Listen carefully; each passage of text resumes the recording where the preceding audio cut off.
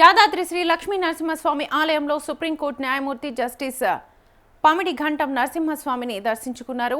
ఆలయానికి చేరుకున్న న్యాయమూర్తికి అధికారులు, ప్రధాన అర్చకులు పూర్ణ కుంభంతో ఘన స్వాగతం పలికారు. ఈ సందర్భంగా ఆయన ప్రత్యేక పూజల్లో పాల్గొని స్వామివారి ఆశీస్సుల్ని పొందారు. అనంతరం అర్చకులు, వేద పండితులు వేద ఆశీర్వచనాన్ని అందించి తీర్థప్రసాదాల్ని సమర్పించారు. ఆలయ అనువంశిక ధర్మకర్త నరసింహమూర్తి స్వామివారి ప్రసాదం చిత్రపటాన్ని అందజేశారు.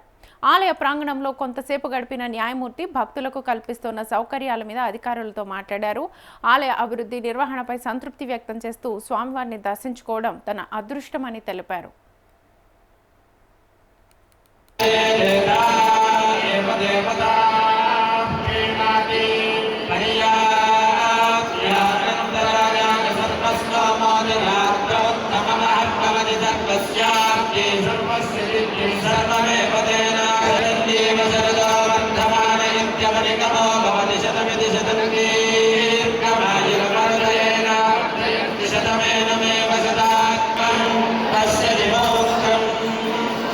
प्रजया वसुभिर्विधमे ध्यायते यस्यैवं विदिशा